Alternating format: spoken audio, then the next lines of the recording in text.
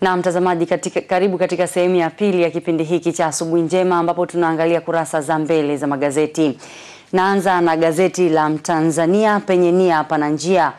Habari kubwa kabisa inasema China yaiokoa Tanzania, waamua kujenga kiwanda cha vifaa vya sayansi. Kikwete asema maabara shule zote kupatiwa vifaa.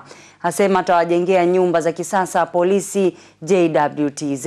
Maalim Seif awatetea CCM, achambua muungano. Habari nyingine katika gazeti la Mtanzania inasema EWURA yapiga marufuku dizeli. Mamlaka ya udhibiti wa nishati na maji EWURA imepiga marufuku uuzaji wa dizeli kwenye kiwango kikubwa cha sulfa nchini kuanzia Januari 1 mwakani. Na katika habari picha katika gazeti hili la Mtanzania, tunaona wakazi wa eneo la Kibaha kwa Mfipa mkoani Pwani wakiwa wamefunga barabara ya Morogoro kwa kutumia magogo kuweka shinikizo kwa uongozi wa serikali ya mkoa huo kutaka yawekwe matuta kwa ajili ya kuzuia ajali zinazotokea mara kwa mara katika eneo hilo.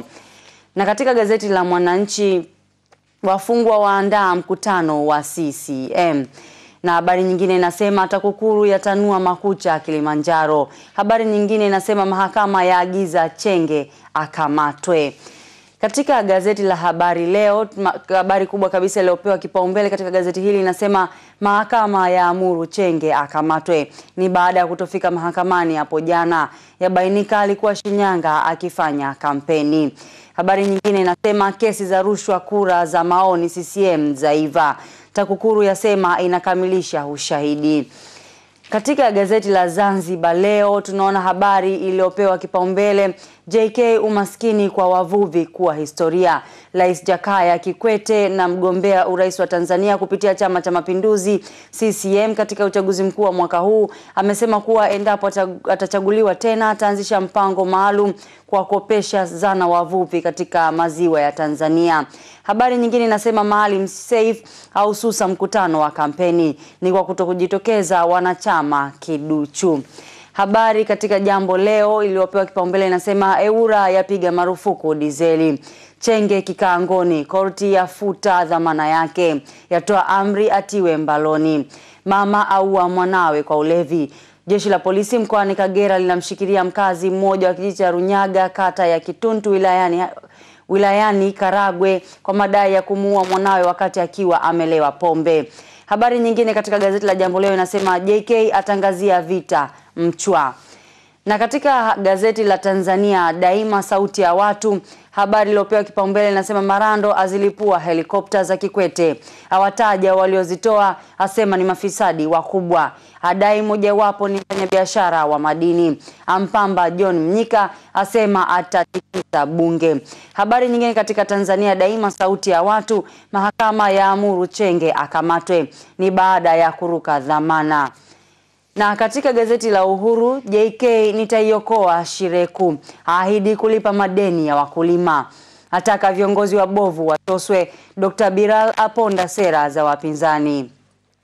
Habari nyingine katika gazeti la Uhuru inasema mahakama yaamuru Chenge akamatwe.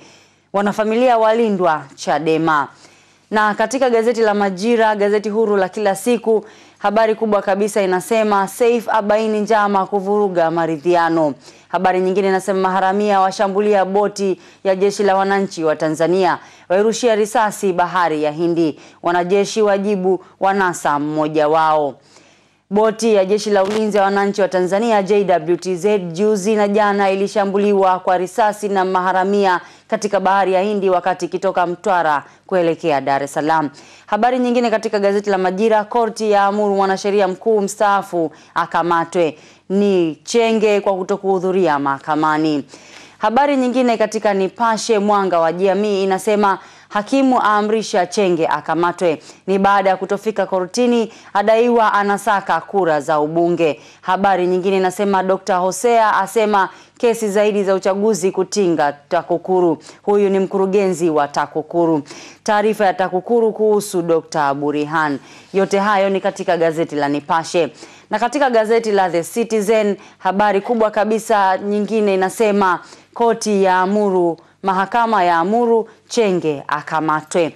Na katika gazeti la Daily News tunaona kwamba Sakata la hasara mara mbili kwa mkurugenzi wa hoteli ya Impara ya Arusha la songa mbele. Ni kuhusu wizi wa fedha shilingi milioni 10 na kutoweka kwa mkewe. Habari nyingine inasema Rais Kikwete awaonya maafisa wanaotafuna ruzuku za wakulima wa pamba mkoani Shinyanga. Baada ya kuangalia kurasa za mbele za magazeti, mtazamaji, sasa tunaangalia kurasa za nyuma katika michezo na burudani. Na katika michezo na burudani, gazeti la Nipashe, mapato yazitesa Simba Yanga mikoani. Miss Tanzania Genevieve kuagwa leo. Arsenal Chelsea kimbembe UEFA leo. Na katika gazeti la Majira, ukurasa wake wa michezo unasema Papik alia na wachezaji Yanga. Michuano ya madola yazua hofu, nyoka wakutwa vyumba vya wachezaji. Na katika gazeti la Uhuru, ukurasa wake wa michezo, Yanga yaipigia hesabu Simba. Babi Shamte warejea uwanjani. Kivumbi ligi mabingwa Ulaya bado chaendelea, Msimbazi wajibu mapigo. Uongozi wa Simba umetamba kuwa umekamilisha upelelezi wa mahasimu wao Yanga walipocheza na Ruvu Shooting kwenye uwanja wa Jamhuri Morogoro Jumapili iliyopita. Na katika gazeti la Tanzania Daima, ukurasa wake wa michezo unasema Yanga kuisikilizia mechi ya watani Zenji. Madrid AJ Axel patoshi Ulaya leo.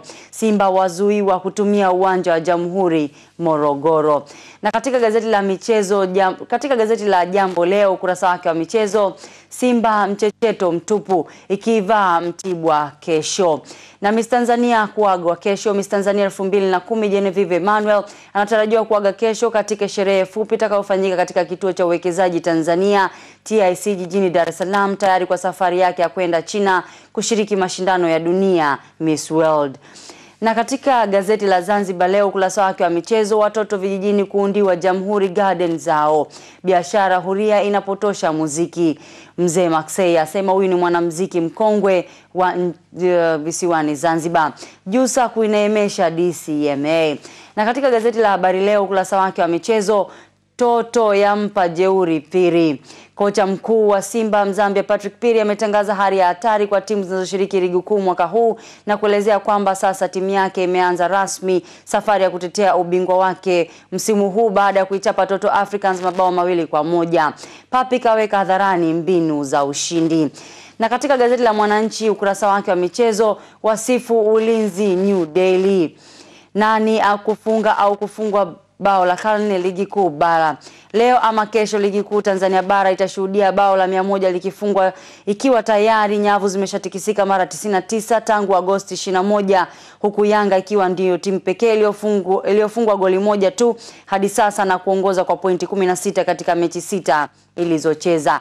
Na katika gazeti la Mtanzania penye nia pana njia, ukurasa wake wa michezo, 4 Simba wapimwa afya zao. Mgosi atua Moro kuongeza nguvu. Nani kufungua madola?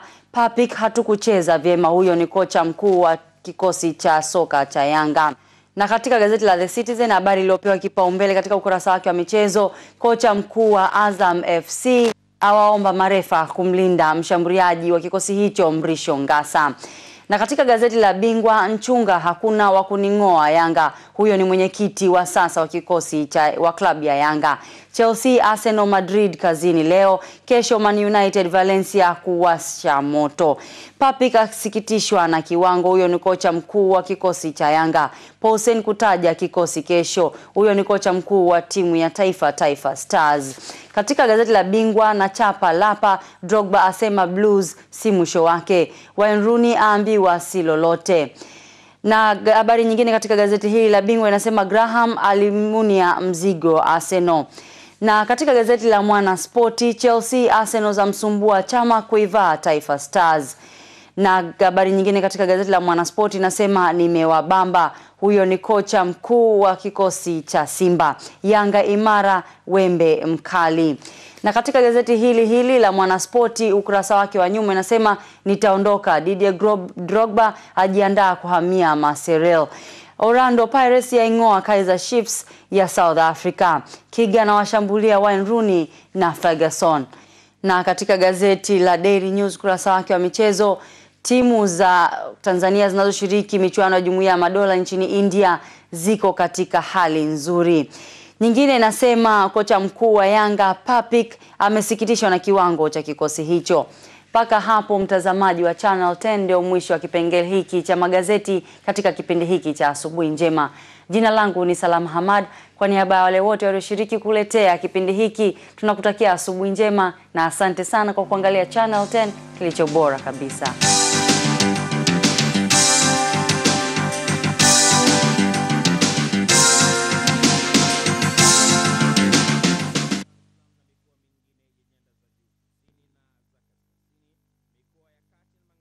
Iwe inahusu mtu mmoja, jamii au hata taifa zima, tajiri au masikini, hapa nchini au kwingineko, kwetu sisi ni habari. Tutaitangaza bila upendeleo. Kila siku saa 1 usiku jiunge na Channel 10 kwa habari zilizofanywa uchunguzi wa kina, ziwe za kimataifa, michezo na burudani. Kwa habari ni Channel 10 pekee. Jumatatu hadi Jumapili saa 1 usiku.